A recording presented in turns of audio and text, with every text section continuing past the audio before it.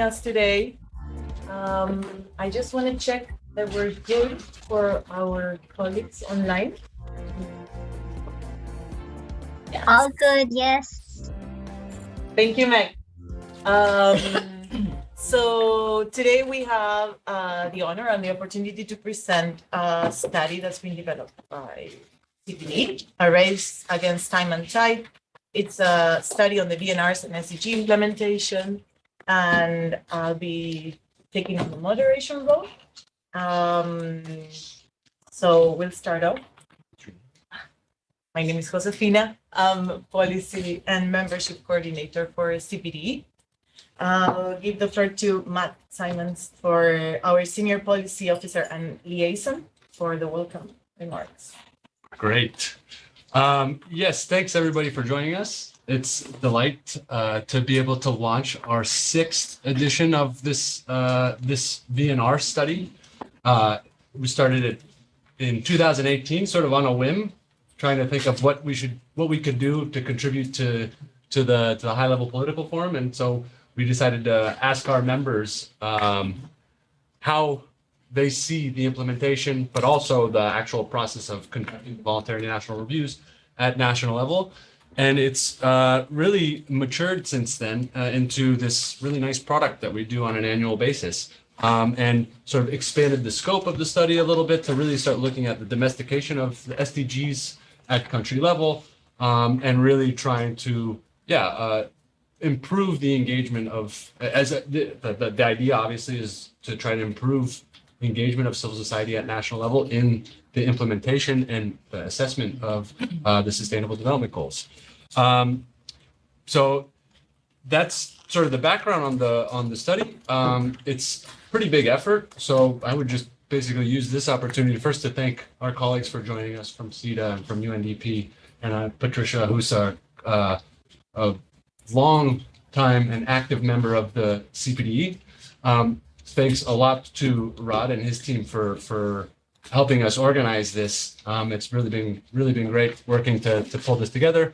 To Josefina, who's really coordinated this year's report and previous reports, and the culmination, what we have here, which is I think a product that we're pretty proud of as the CPDE. You don't see online, Meg, who's our communications and outreach person, has done a monumental effort to pull all this together. There she is. She's up at 1 o'clock in the morning or 1:30 in the morning in Manila, making sure this all goes over smoothly. And then lastly, to thank Stephen, who's also been with civil society for a long time. He's the principal author on the report, and really did a fantastic job. So with that, thanks again for everybody that's coming, and back to you, Josefina. Thank you, Matt. So today for our opening remarks, we have Marie Altensen, Deputy Director General for CETA. Thank you very much. And first of all, I would like to thank you all for inviting us here today. And I think it's really nice to be in such an informal setting. I think that will lead to very constructive discussions today.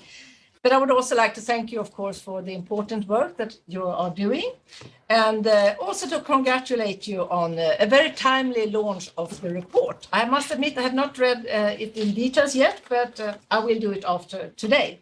But just to say a few words, I mean, as co-chair of the GPDC, I hope you know that we put a lot of emphasis on the important role that civil society play. And you play an important role when it comes to from many different aspects, but of course one is when it comes to the global partnership in general.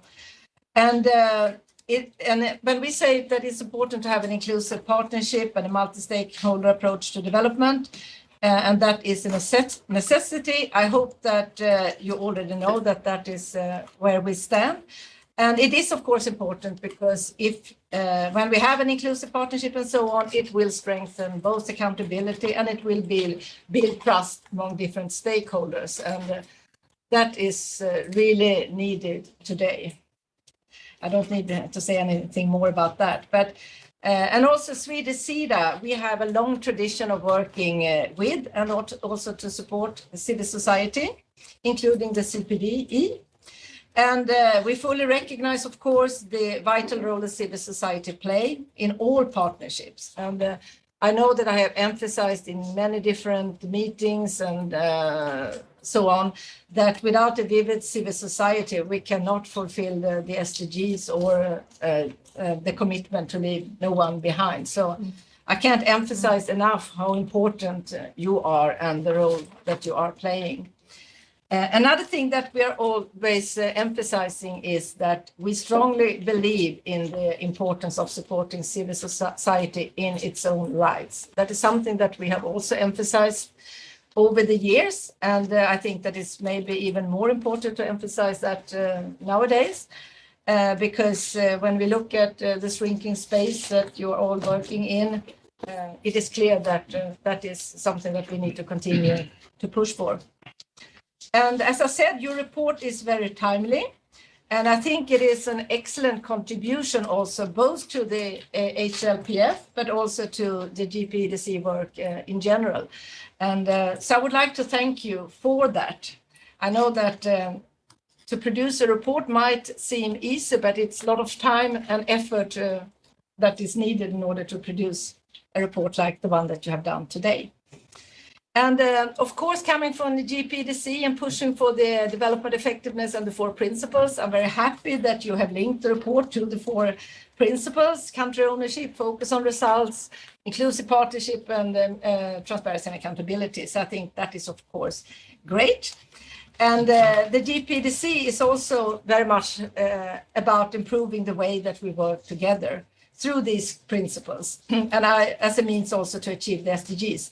And I was here 4 years ago, and we did discuss the 4 principles at many different during many meetings at that time, and that is something that we will, of course, continue doing, and also to elaborate what does these 4 principles mean today. But I also take note of your demand of utilizing the principle to ensure that all development finance beyond ODA will contribute to the SDGs. And this is also something that we are striving for within the global partnerships. And another thing that I would like to say is that we also take note of the finding that more work is needed to improve the quality of both institutional and policy space for CSOs. And I can assure you that that is also a priority to us. And finally, I would also like to say that we agree with your call on donors to fulfill the ODA commitments and also to ensure the quality of ODA. That is something that we try to do as bilateral donors, and we also reach out to other bilateral donors, but also we work, of course, in close cooperation with the multilateral donors as well. So with that, I would just like to say once again, thank you so much for inviting us here today. And I am very much looking forward to both the discussion and to continue our collaboration. Thank you.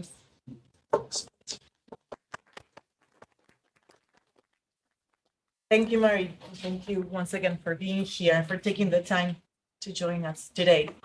After this introduction, we'll give the floor to Stephen Tan, who's our consultant and the person that has developed this study, and the study we released last year as well.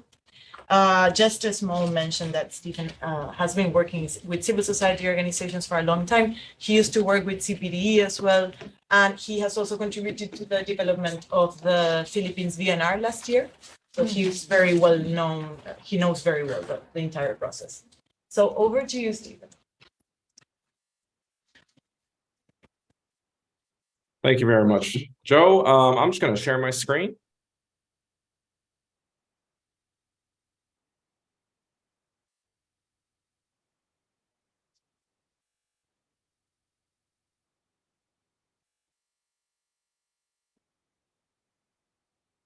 Great. Perfect. Can you see it there? Does it look fine? Yeah, looks good. Perfect. Good, Stephen. Perfect. Thank you, everyone. It's an honor to really launch the study and to really give everyone here a first look. And it's very nice to see some familiar faces that I've worked with in the past in the room. And what I really want to start with before anything is one of the first lines in the study that I wrote is that this this halfway measure is really characterized by half measures, spent promises, and a world in peril. And really, I'm borrowing the word peril here from the Secretary General's report because it really showcases the debilitating conditions that we're in. And with this launch, what I really want to communicate with everyone is how exactly to accelerate the implementation of the SDGs. And in this study, which is very unique to CPDE, we will show you how we use EDC principles to really show the problems with implementing the SDGs and how we can actually move forward from this. So here on the next slide, I just want to give everyone scope. Matt mentioned earlier that we've been doing this study since 2018. And right now we have about 64 countries and 109 respondents. And what's very interesting about this study this year, despite the fact that we really reached a lot of countries, is that we have more developed countries this year showing really more nuance and more comparing and contrast of the different experiences of developing countries and developed countries, which you will see in the report when you go through it. Here in this third slide, I just want to really harken back to the very beginning of this VNR study. You see in 2018, we only had about 18 respondents in 16 countries, and we ballooned to about 64 countries and 109 respondents. But one very alarming thing that I just want to mention, and one that's very concerning, I think, to everyone in this room, is the same calls that we've had since 2018 are the very exact same calls we have today. So I'm just going to leave you with that piece of information. There have been some progress in other fields. For example, in 2018, everything in terms of CSO engagement were very ad hoc. 2021, it started to improve. We saw some countries adopting SDG strategies. They were really integrating SDGs into their national frameworks. So there is some progress there. But at the end of the day, the problem is there is still no quality CSO engagement. And that will be a very recurring theme throughout the rest of the 4 principles and, of course, the very meat of the study. In the next slide, I debated with myself if I really wanted to add this slide into the presentation. And I decided that yes, because number one, really looking at the SDGs, if I were there in the room with you, I would ask you one by one, what does the SDGs mean to you? And in my experience, I always get very different answers. For example, for some, it could be about sustainability, CSR, ESG. It's a very private sector approach when we talk about impact versus bottom line. And for some, with some governments, I realize, especially government agencies, the national level, it's just a badge of honor that they want to wear, like, hey, I contribute to the SDGs and therefore I get funding. And for some VNRs, it's really just, actually for most VNRs, it's really just about the progress of the goals. Now, for everyone here, I want to emphasize that this study doesn't really look at the progress of each and every goal or any specific goals. This talks about the how of the SDGs. And back in 2016, we really talked about the means of implementation, financing for development, and all of this. And really, this study is about how we implement a lens or a tool, which is the 4 EDC principles you see right now, and how we could achieve and how we can cover that financing gap that we so have a difficulty of trying to do for the last 6-7 years now. Now, for the progress through the lens of effective development cooperation, we're going to look at how the CSOs have experienced SDG implementation at the national and local levels through the 4 principles. So I'm just going to start with the context of everything. Now, when I say halfway point of the SDGs, we've been hearing it all throughout the HLPF season. We're going to hear it more when it comes to the lead up to September. And I've been hearing it since January. But despite being halfway, this is the context that we're in. And just a few figures on the slide, we have 12 to 15% of the SDGs targets are on track. Now, the UN Secretary General says 12%. The UN DESA with their SDG report says 15%. But whatever the real number is, it's definitely barely a fraction of what we should be achieving now at the halfway point. And so current estimates even show that by the end of 2030, when we reach the deadline, only a certain number of countries would achieve the halving of the population living in extreme poverty. Now, this is very alarming. So just in case most people forgot, the very core of the SDGs or this development agenda since 1992 was to eradicate poverty. But if we can't even achieve goal 1 by 2030, what about the other 16 goals? So this is, again, the condition that we're in. And really, since this is all about development cooperation and EDC, we can't forget about ODA.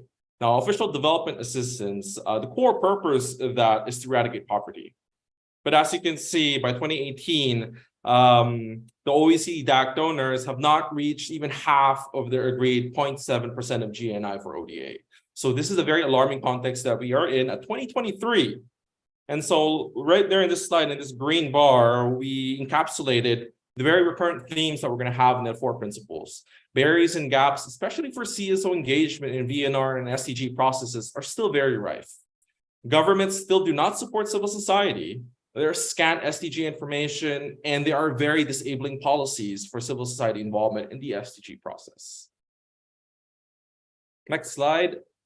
On country ownership, you see that big graphic here in the right side, the box text. We see 84% of countries have SDG strategies, but quality varies. Now, you must be wondering, I keep going on about how we're in a very worrying condition. It's the halfway point. But why is it that 84% of countries, of 64 countries covered by the study, now has SDG strategies? Because it's true, they do. They basically need to just check a box. What we mean by quality varies is that for a lot of these countries, SDG strategies mean very differently. For example, for Honduras and the Philippines, we found that the strategies in those countries are very mature in terms of how the government has a financing mechanism for the SDGs, how the government has integrated it into their legislative structures. So that's good, but that's not the majority. In fact, that's basically the exception, because the majority, as some of the CSOs in the study has mentioned, are in a state where only a single ministry is implementing the SDGs. Some is only an advisory body and there's even one country where there's only a working group that was established and they were only asked to develop a technical paper. And with that, they could already say that they established an SDG strategy. So that was one gap that we are trying to showcase in the study. And now, my other point in terms of country ownership is in terms of localization. Now, localizing the SDGs has been a trend in the last 3 years. Really, we find, or I'd like to say that the last frontier of the SDGs is bringing the SDGs at the local and village level, really trying to get people at that level to understand what this means and to really practice this lens of development. And in this study, about 40% of the CSOs actually do have VLRs, or voluntary local reviews. These reviews are mini reviews at the local level who's reporting on specific goals that's important to them. I've seen this because why VLRs are important is, for example, I worked with this city, and one of their major complaints is that SDG 14 does not work with us. And I was like, why? And it turns out they're a landlocked city and they don't have water. So life below water is obviously not a goal that they're focusing on. And this is the importance of really emphasizing VLRs. Now, as much as 40% of countries in this country have VLRs, another 40% of CSOs report that they've never heard of VLRs. So this really shows how there's still a lot of work that needs to be done in terms of localizing the SDGs. And I'm ending this slide to talk about the multifaceted issues that really plague many of the civil society respondents in the study. And some of them really focus on how there's still a lack of policy coherence, there's poor governance, and in terms of VNR processes, there's no periodic reporting, there is no consistent availability of data and statistics in terms of SDG implementation. And I think most alarmingly, a lot of CSOs report that the issues that are most important for society or for their locality is not being talked about by the government. So in terms of gender equality or climate or disaster risk reduction, this is not picked up by the VNR process of this country. So these are some of the issues in terms of country ownership. So the next slide, now we see these faces on the slide. And I really want to focus on this because I talked about how 84% of countries have SDG strategies. Yet if you could see with the little smiley face over there, only 26.32% say they are satisfied. So there's a huge gap from 84% to 26% of people that SDG strategies that are effective. And this is really corroborated by the reality of the time. Now, if you read the recent SDSN report, they are saying that the SDGs, the targets, are seriously off track, and that is very true. And you can see this because even though a lot of countries have implemented SDG strategies, many of these are not up to par with the expectations of peoples all over the world. And in this other graph right below the bar graph, since we are talking about country ownership, we are talking about how donor countries are integrating tools made and prioritized by partner countries. So in this graph, what it tells you is that only Iceland and Finland are close to the 97% target of the OECD, and the rest of the donor countries are basically still not using to an ideal extent the very tools and results frameworks identified by partner countries. And this is, again, a glaring gap that we face now in 2023. Now, this next slide, I'm going to move on to inclusive partnerships. And, you know, if you've worked with civil society a long time, for those who's been working on the SDG since 2015, we've always campaigned for more SDG engagement mechanisms or CSO engagement mechanisms at the national, local, at all levels. And I just want to mention that for this year, we found that 70% of CSOs report that they do have engagement mechanisms. And I think that is a small win for us all here today. But, you know, it's not all rosy. And as I said, the theme of gaps will keep recurring. And the biggest gap for this, as you can see in the graph, 47% are institutionalized, 24% are not institutionalized. And the real problem here is that the quality of engagement mechanisms for those that are institutionalized. In this next slide, I will show you basically the reality of it. So in that almost 50% of CSOs that have reported that they are engaging institutionalized mechanisms, we see that about half of them complain that a government body has been constituted to reach out to stakeholders, meaning to say only half have a government body dedicated to the CSOs, even if it's institutionalized. So what happened to the other half? There is an institutionalized mechanism, but there is no engagement by government. Only 44% say there is a law that puts them in place, and only 20% actually have access to funding. And again, this is for the 50% that are institutionalized. What more the CSOs that are not institutionalized? So even if we do have 70% of CSOs reporting that they do have engagement mechanisms, sadly, in terms of quality, this still falls really short. And nothing really shows this than this pie graph on the very right of the screen, where we see only half of CSOs of all the 109 CSOs in the study have contributed to the VNR process. Now, remember, 70% of CSOs have institutionalized mechanisms. So why is it that only 50% have engaged the VNR process? Meaning to say there's a 20% there that have institutionalized mechanisms, but even with that, they cannot engage the VNR process. So that is very alarming. Now, in this next slide, I want to just leave you with this figure in that green CPDE color at the top. Only 17 out of 109 CSOs in this study have had their contributions integrated into their country's VNR. So that's 17 out of 109 that have been accepted by their VNRs. So that is very low in terms of us trying to get CSOs to participate in the VNR process. And that's very sad considering, again, 70% are supposed to have engagement mechanisms. And in this very slide, you will also see barriers to genuine participation. And I know there's a lot of information to take for everyone. So if you just look at the bar graph, there's two themes there. Number one is what is lacking.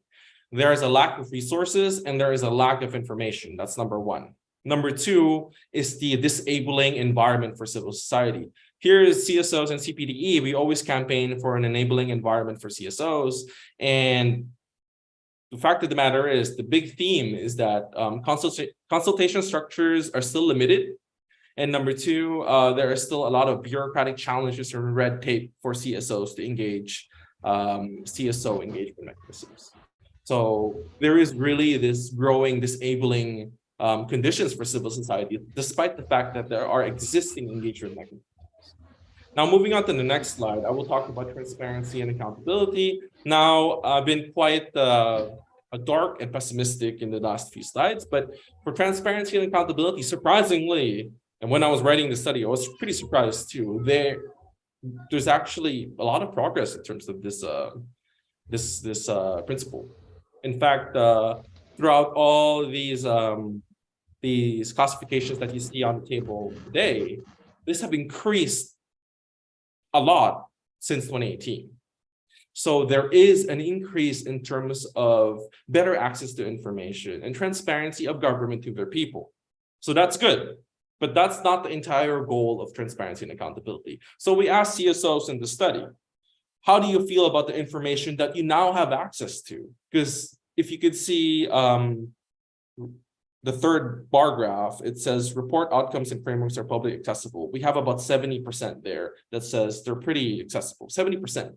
We are coming from 29% in 2022, just last year. So that's a big gap. So we asked them, so what about the information that you're gathering from government? And we see about, I believe it was 40% of CSOs have said that, yes, we are getting access to information, but these are practically useless. These are not important for CSOs in our SDG projects. So again, there's another gap here where we do have access to information, but that access to information is not useful to the way we do work. So a lot of work, again, needs to happen in terms of governments thinking of how better to provide information to CSOs to really accelerate SDG implementation. So it's not just about sharing whatever information you have, it's also about thinking about what information CSOs need. This last slide, these next slides are the last principle, which is focus on results. Now, this is where it starts to get real, I would say, because what this shows, so what is the impact of SDG implementation on national development? As you can see, none of the parameters here have reached 50%. And that is alarming because if you look at the past studies, especially 2022, it still looks the same, which means despite the fact that there are 84% of countries who have SDG strategies, despite the fact that we have 70% of CSOs who have engagement mechanisms, the impact is not felt in the ground. So this is basically what this slide is saying. There is still no impact felt, despite the fact that we are now checking boxes better by 2023. In this next slide, we will see the reasons why there is still this lack of impact.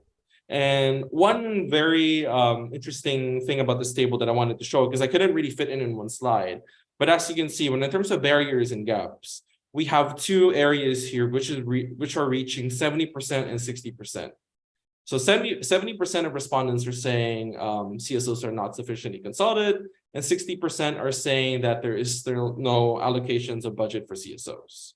Now, if you look at the slide a while ago, none of the positive impacts on national implementation have reached 50% of the CSOs saying that it has.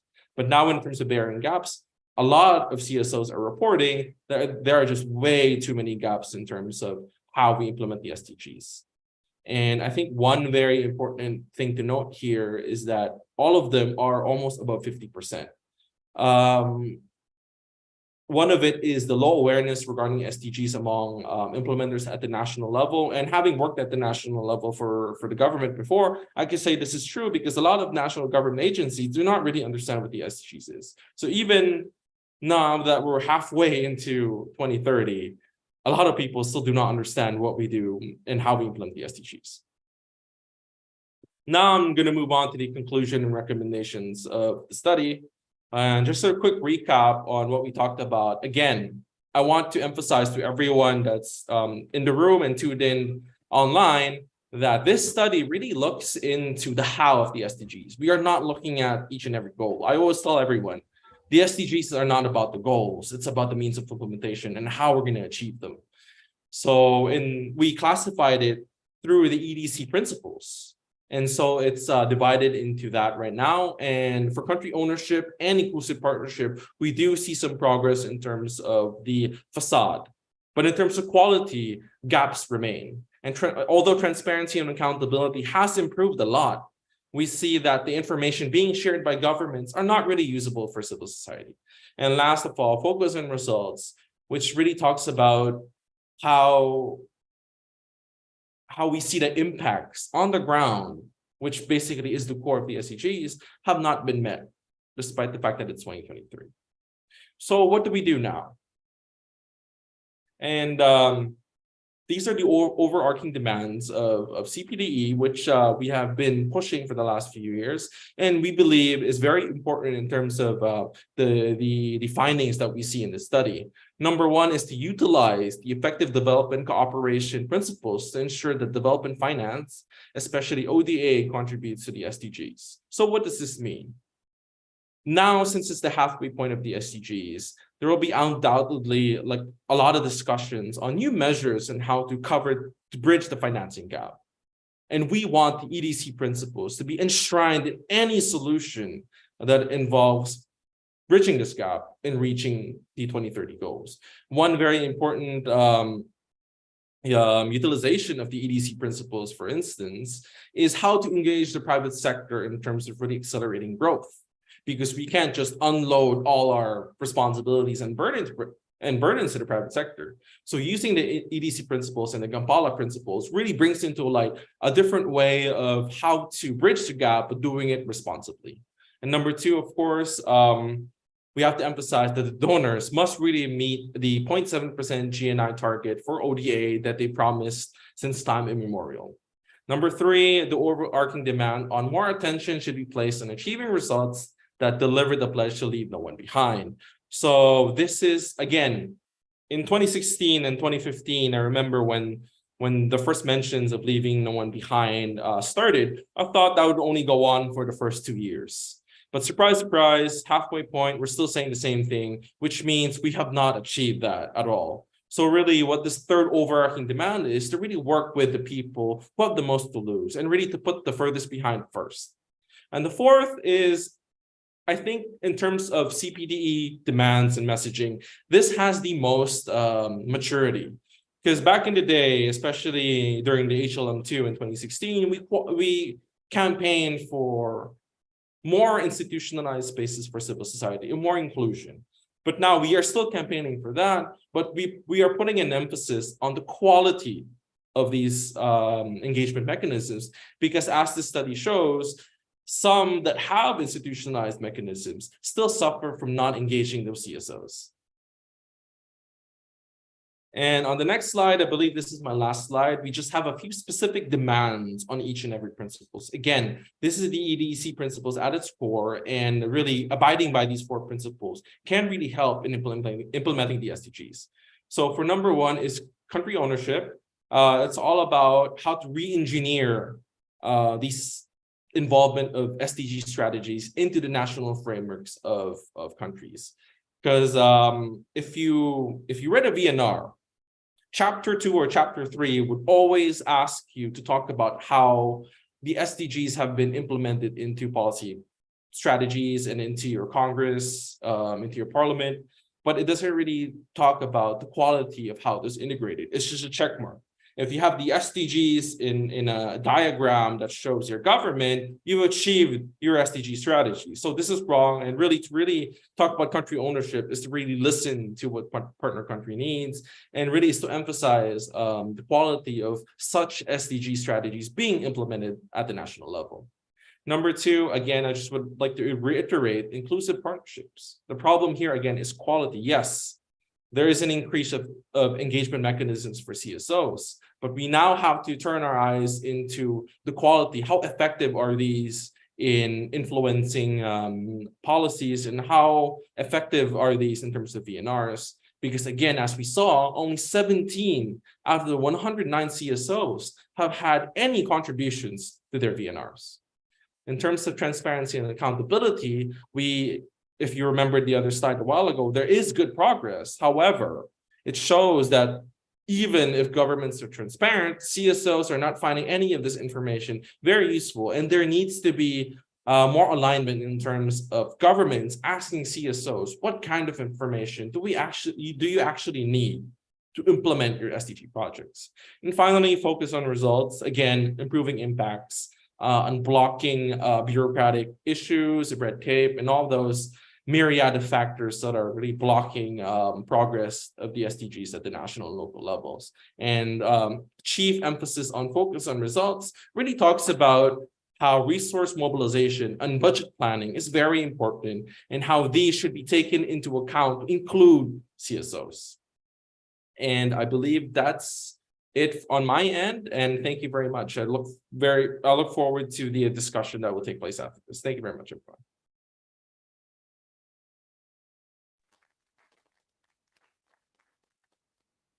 Thank you, Stephen, so much for that very, very comprehensive presentation. And there's a lot of information there.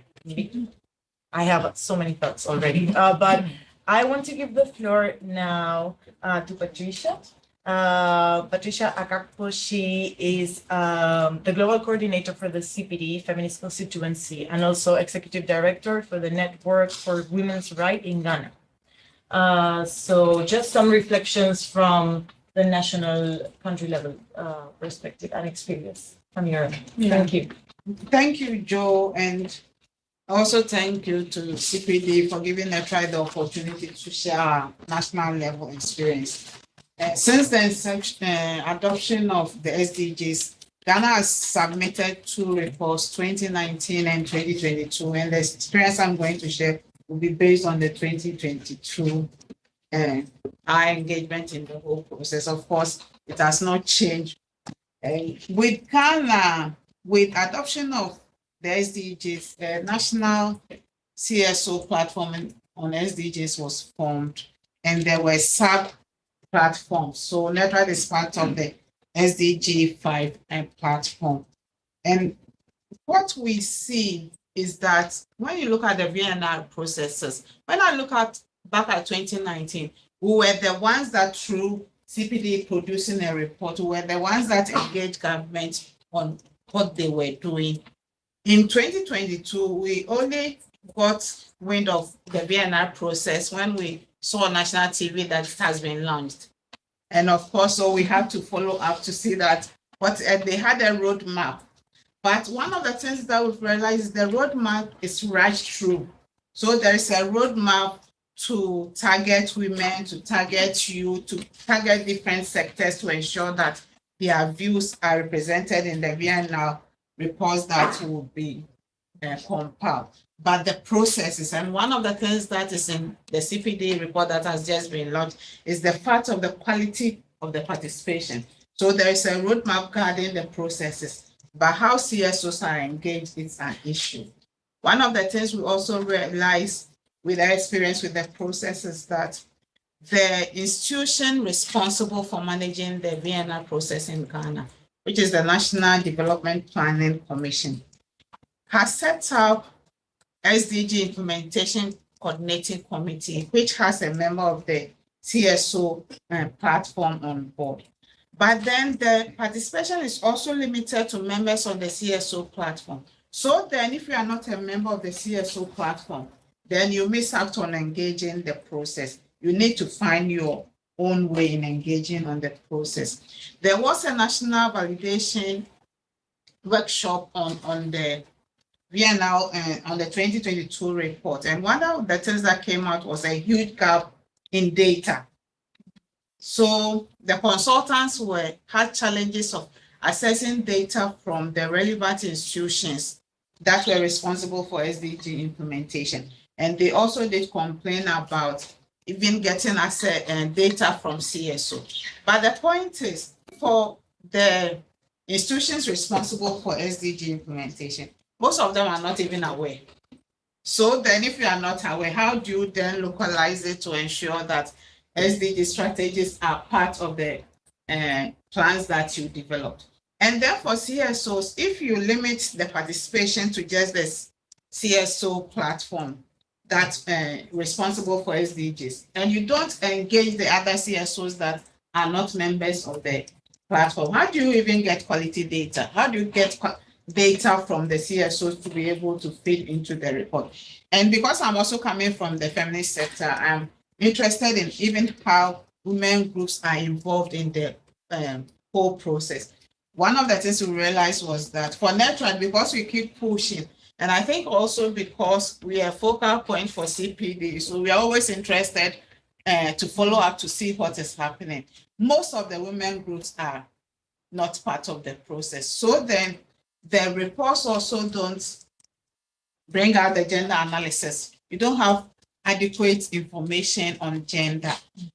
And all these are issues for us, because if you don't get the gender groups consulted to find out what they are doing and also to find out what is happening, then their views are not represented in the effort. You see government reports, and I think it's not only Ghana, but it cuts across. You see government reports painting these excellent pictures in reports, and at times you wonder whether you live in the same country that the report is coming from. So all this, in terms of inclusive participation, I've already spoken about the fact that it's limited in the sense that it's the platform that the government institution responsible for the SDG implementation works with. So then it means all other CSOs that are not part of that platform are automatically missed out.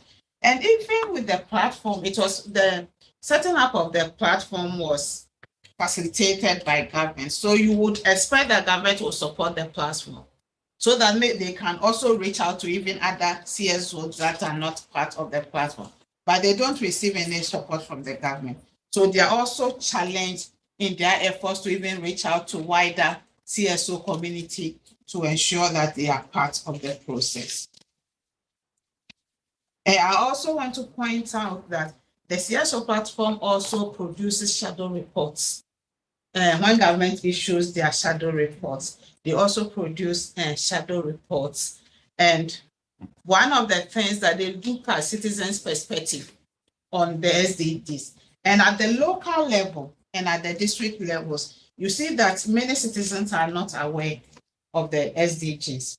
And as I mentioned earlier also, you have local government and they are on the ground. They are the ones that implement localize the policies to ensure that development takes place. But if the duty bearers are not aware of the SDGs, then how do you get them to ensure that it's incorporated in the work that they do? So all these are challenges in terms of how the whole VNR process and the whole SDGs take place. I know there may be other CSOs in Ghana that may have different views from what NETRAD has, but then it may also be because maybe they were able to engage because they were part of the broader platform. So I mentioned roadmaps are rushed. Yes, there are roadmaps to guide the process, the VNR process, but they are rushed. The quality of participation is an issue. There is no institutionalized mechanism, because if you have cases where duty bearers have to determine who is at the table, then it's problematic. If there is an institutional mechanism that allows all CSOs to have the opportunity to participate in the process, that is great. But if it's at the discretion of duty bearers to determine whether you should be at the table or not, then that is challenging and that affects the quality of participation. I think I'll end here, and then if there are more questions, I'll want to respond to. Thank you.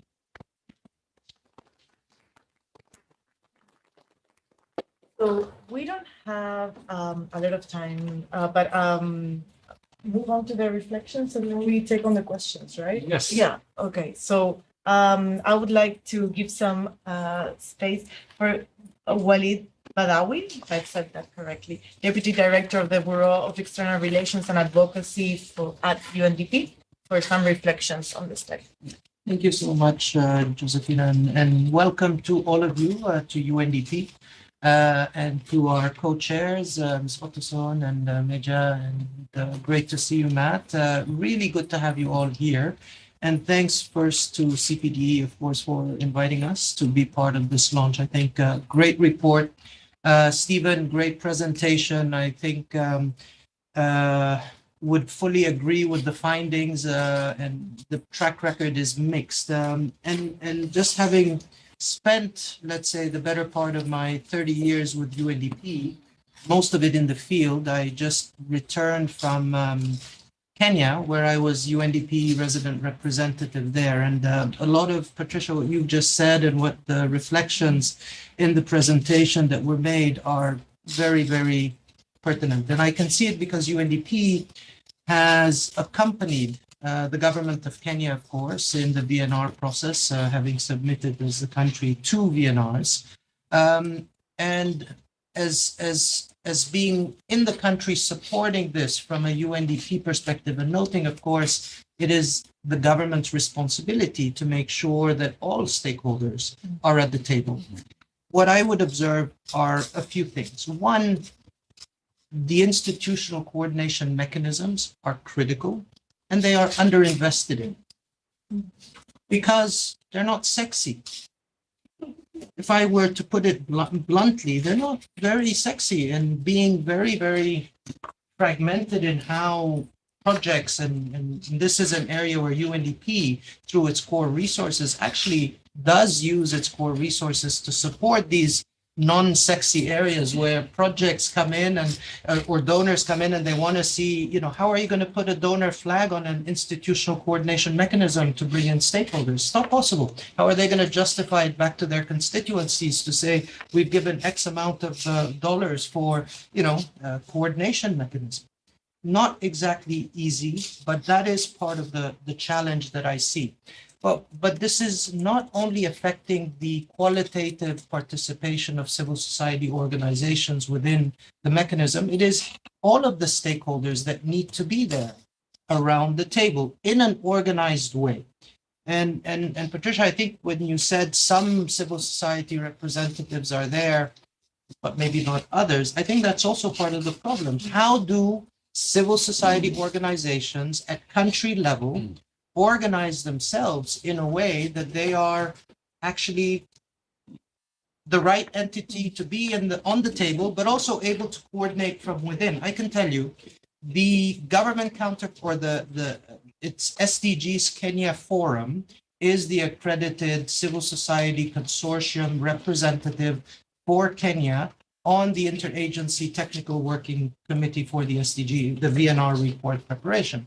But I can tell you there's so many other civil society consortia in the country that are also working on the SDGs at different level, whether it's at the very local level, at the national level, or at the county level. And so how does that get organized between the consortia at country level to know that they are the representative for civil society in the country? These are issues that I think also need to be worked out, and not just within civil society. You take academia, you take the private sector, all of those are critical other actors. And if you do a study like you've done as CPDE for all of those other constituencies, I'm sure they will find challenges as well. And so it's not that this is endemic and specific just to civil society organizations. So for me, that requires, and now with CPDE, with the effective development cooperation principles now going to the country level in a much more forceful way, especially with the 40 countries that are now to take this on, I think we have a great opportunity to look at how do we support through, because the GPEDC actually sitting at a global level with its broad constituency, with its broad multi-stakeholder platform, is an ideal platform to actually make it replicable at country level, not just at national, but also subnational levels. Now that is a great opportunity, and I think this is the right time, but it will require investment. It will require support at all of our levels to actually make sure that then it functions effectively. Let me just say that I'm seeing a lot of positive momentum as well. As UNDP, let me say that we've done some data crunching, and on an annual basis, we provide $300 million of funding to civil society organizations at different levels, partly procurement in different ways to execute and implement programs. So it's quite sizable in terms of UNDP's work with civil society, and we will continue to do that. Our engagement, of course, within the GPEDC to try and optimize the role of civil society organizations in the VNR process is going to continue. But I also see with the UN reform, new guidance coming in for the development cooperation frameworks of the UN at country level that require country teams, UN country teams, to be much more deliberate in their engagement with civil society around different aspects. So that is changing very, very deliberately as well. And so how do we take advantage of that now as we evolve that for in the 40 countries and beyond, that level of engagement with civil society? I think that this non-sexy space of investing in institutional coordination mechanisms is something that we as partners on the GPEDC really need to look at very seriously. I'd refer you to a study that was done in 2018 by UNDP. It's called Institutional Coordination Mechanisms for the SDGs, for the implementation of the SDGs. And actually that study and that guidance, it's a guidance note to governments on how to set up these inclusive, qualitative institutional coordination mechanisms. And what it found back then was those countries that actually put in place robust mechanisms were the fastest to have made progress on the SDGs during that 3-year period since the launch of the SDGs. But we lost our way. I think the world lost its way. We're in a perilous situation, as you said at the outset, Stephen. And it is important that we not forget the crucial investment that needs to go into these, let's say, intangible benefits of bringing stakeholders together in a much more deliberate way. The 0.7% of ODA will certainly contribute to that, but that is becoming much more earmarked. That is becoming much more targeted to the flag-bearing interventions that sometimes is required. So let me pause there by way of reflection, and happy to take it further. Thank you, Wally. That was very interesting. And now we only have 4 minutes until 12:30, but we want to take some inputs and comments from the floor. And please, if anybody has to leave, feel free to do so as well. So I'll take hands over there. Yeah. Oh. Well, thank you very much. My name is Li Jiasan Yu, and representing Center for Socioeconomic Development. I was very much, Stephen, your study, and I was very much stunned by the fact that you were saying, from the respondent, the awareness of the SDG is rather low. If we sort of step back, civil society basically is trying to bring voices to the community, to the people.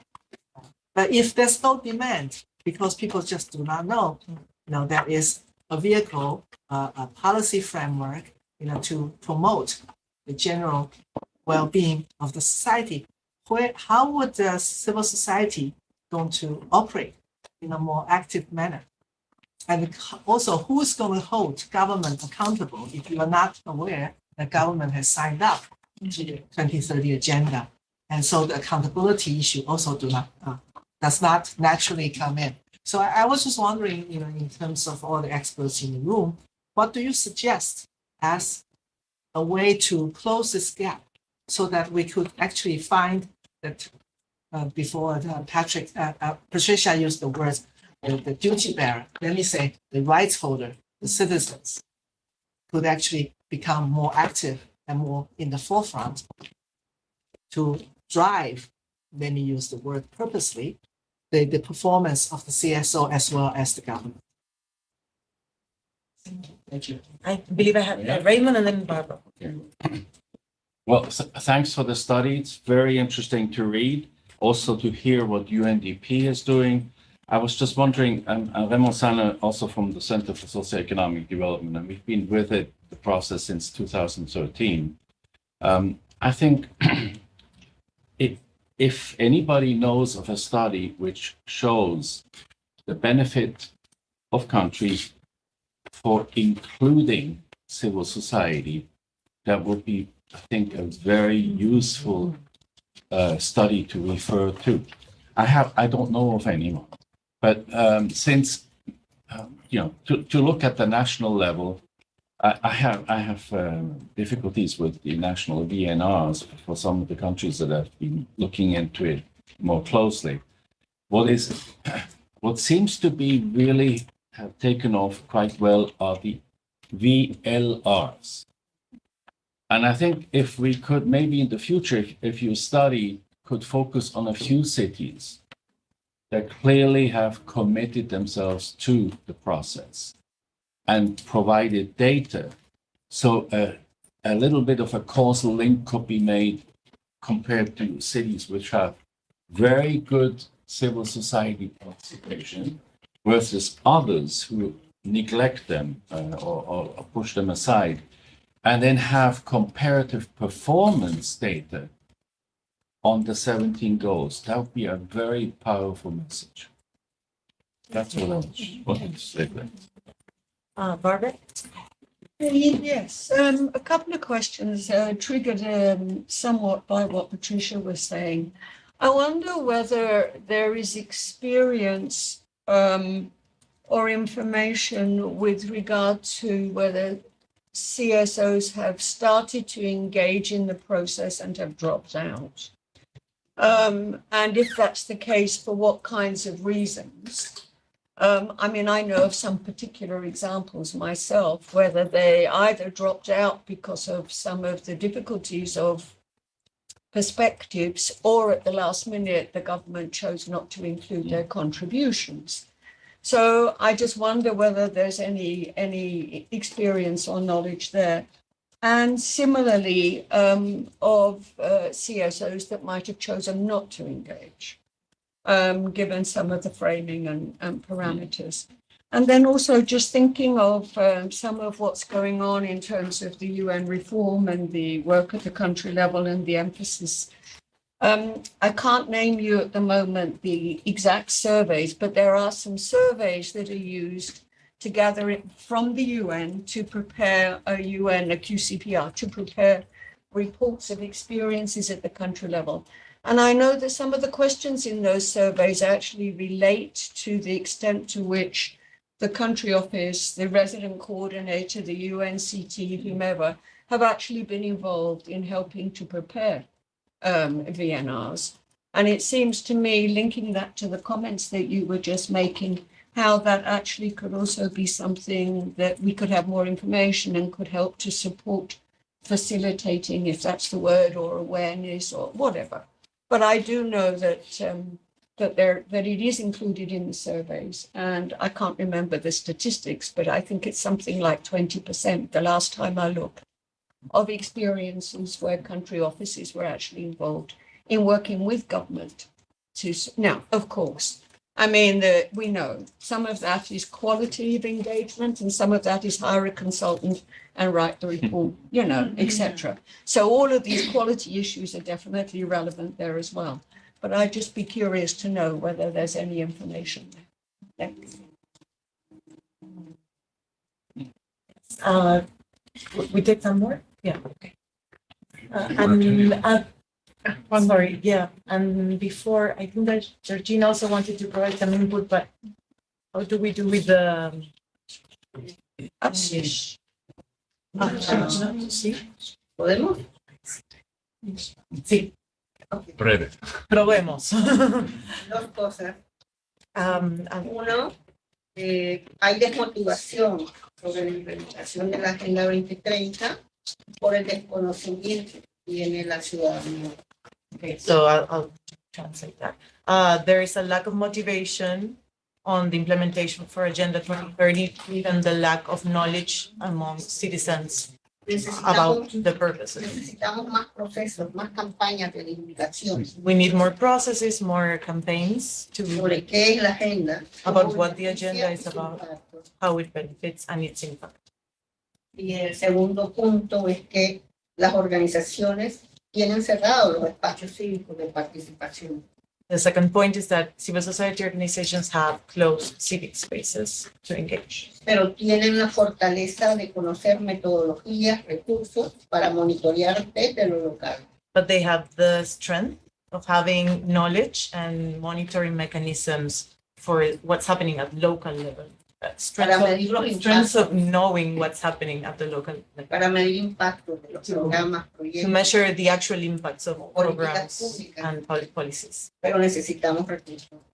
but as they need resources. That's a short sheet. Thank you so much. My name is Olga Janaeva from Kyrgyzstan, Central Asia, from Rural Women's Association, Alga, and also member of CSO engagement mechanism.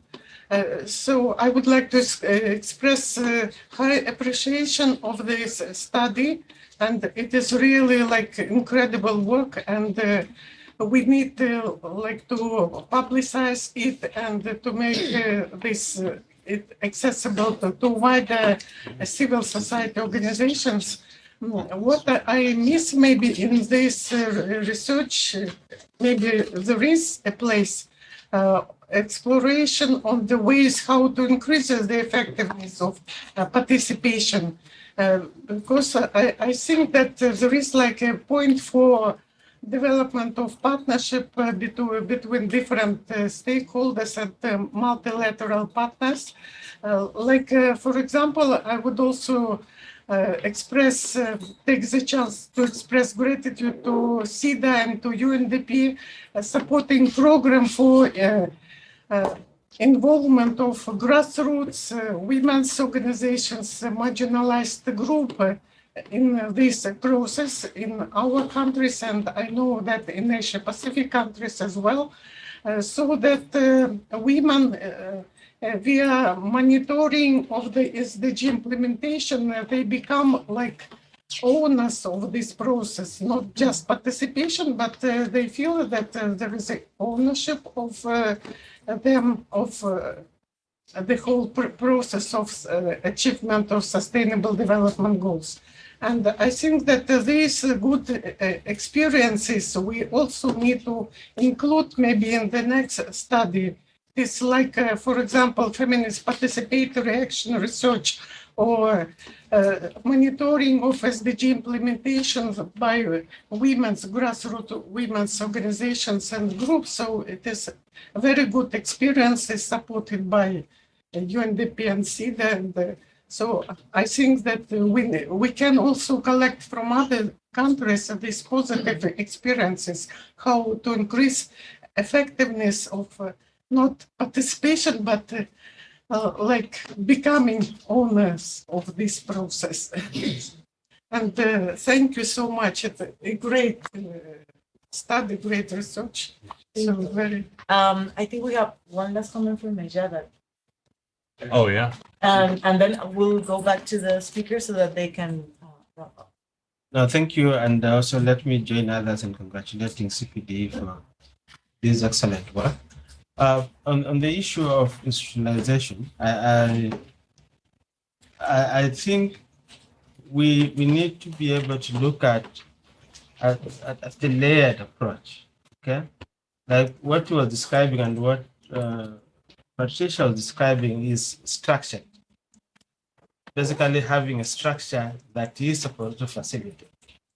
But when you talk about institutionalization, you move beyond the structure and look at the legal and institutional plus policy framework that enables.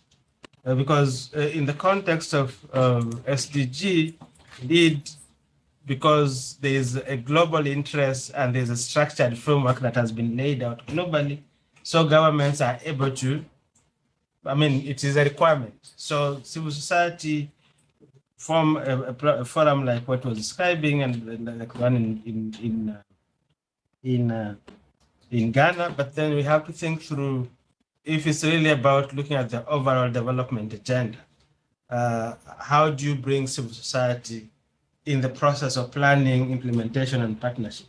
And there, then you need both legal, institutional, and policy framework to enable that. So it is not just the program of SDGs, but looking at a national framework for partnering and building, engaging civil society. And I think going forward, maybe we need to deepen the questions a bit to see how these various elements are reflected. Thank you. Thank you. Actually, that's very interesting because we revise our questions for the survey every year, and this year we really wanted to contribute to the discussion leading towards the SDG summit. So I'll just give each of you maybe a minute for some or two for some feedback, and we start with Marie. Yes, thank you very much. And Stephen, thank you so much for the PowerPoint presentation. It was really very interesting. And I was thinking when I listened to you that it's very easy to focus on the challenges, but there are also some positive results. And maybe if there's a way of communicating why we have seen these positive results that could serve as a good examples. And that also linked to what you said, because you have some concrete examples as well. I think that is maybe one way of moving forward. And then I think that from my perspective, coming from CEDA, I think that to leave no one behind is something that we stressed. We have stressed since the Agenda 2030 was approved. But even for us, we made sure that we have a mission vision statement that is clearly spelled out, that you should start addressing leaving no one behind before you do anything else. And that has really made a change, because otherwise it's so easy. I don't say that we forget it, but just to have it as number one thing to do, that has made a difference. And then I just want to say that I don't have the answers on how to close the gap and so on, but I think it's important that we all continue to play our different roles, because even coming from Sweden, we can play different roles differently in different contexts. It depends on our relationship with the government, for example. So in some countries, we can push very much to make sure that they have good policy and laws in place. In other, we can push for the importance of holding government accountable if they are not following different laws and regulations and policies. In some other countries, we can't. So it also depends on the relationship that we have. But I think it is important to continue that discussion, and also, of course, to speak up on behalf of civil society and raise the and to speak up on their behalf, so at least they know that they have a friend in a development partners, even if they don't have a friend sometimes with others. So I think my time is out. Thanks. No, and I think just as all positive, I think it's great to see this study. More knowledge, more advocacy, more alarm bells to say we're not there yet is crucial, and anything that we can do on that, we will support from UNDP, the UN. I think this question about, we have to ask, why isn't the institutionalization and the adequate engagement, qualitative, not happening at country level in the manner that it should? Every country is going to be different. There will be some countries where the political space is more amenable for a bigger and stronger civil society engagement than others. The point that we were saying, and everything in between, right? So it's not going to be the exact same experience because of that fundamental factor. And I don't think we can aggregate globally and generalize across 193 member states of the UN. We'll need to have a differentiated approach, because the tactics, the tools, the way to institutionalize legislatively, policy-wise, structurally, financially, is not going to be the same, right? And that's where I think the approach now, with the localization of the principles through the monitoring framework, allows us to interrogate, on a country-by-country basis, what that magic formula could look like. But there will be certain common principles that will apply in all of the cases. But the combination, the weighting, the degree of emphasis on which, and prioritization sequencing will vary. You have a friend in UNDP, that is for sure. We will do our bit as we are part of the country team. Barbara, on your question, we have so many surveys. I am not quite sure I figured out which one specifically you were referring to, but I'll give you my card. You can let me know which one it is, and we can track it down. But my inclination is to say yes. There is some survey where we are looking at exactly that qualitative engagement with civil society. I think I just will share a small anecdote, and sorry I've spoken way too much, but when I was in Kenya, and apart from the VNR report and the engagement on the interagency technical committee to prepare it, we had the largest civil society support facility in sub-Saharan Africa called Amkeni wa Kenya. I don't know, maybe if you're familiar with it, but as a Kenyan, he's gonna call my bluff if I am bluffing, which actually provided grants to civil society organizations to advance the rule of law and access to justice in Kenya, working and strengthening the civil society organizations and the bodies to support them in one specific area, in one specific component of SDG 16. But when you try and multiply that across all 17, that needs to be done a lot more robust. But I will have to leave. I'm sorry, Josephine. But, Thank apologies. you so much for coming. We go. So Patricia. Okay, so thank you for NetRight and also for the feminist group. We endorse the recommendations in the report, and I want to say that when we talk about quality participation and institutionalized measures, we are looking beyond the structures. We are looking at where the opportunity to create enabling spaces for active civic engagement. We are looking at leaving no one behind, but there are some people that were not even part of the race. So when you're talking about leaving no one behind, we are all at the race and some people are being left behind. But there are some people that are not even part of the race. How do we get those people as part of the race and ensure that they are not left behind? Thank you. Thank you, Patricia. Yes, go ahead. In case I failed to mention one thing that I, in my award speech of thanking everybody, that indeed this report wouldn't be possible without the support of CETA. So just to acknowledge that, and so that, that hopefully we can continue that partnership that we have as CPDE with CETA. But yeah, I just wanted to make sure to say that because I forgot to leave the gratitude and it's there. So yeah. I must admit, I didn't even know they had financed it, but. Exactly. And I think maybe Stephen had one last comment and then we'll close. Your end so that we can also close. Thank you, everyone at Zoom also for staying longer. If I may. I just want to respond to some of the comments in the room, if I can be heard. Yeah? Yes. Okay, perfect. No, just real quickly, on the whole CSOs dropping out, there is a page in the study that says 13% have dropped out, 13 or something percent have dropped out because CSOs were not really inclined to engage the VNR process. And another comment that I wanted to address, but I think the people who brought it up actually already left, but I'm still going to say it anyway. Now I'm gonna shift hats here to my government hat because I consulted for government last year. And they contracted me to basically re-engineer and re-envision the institutionalized stakeholder mechanism. So basically a group of SDG stakeholders in the Philippines. And so we achieved in making it sexy.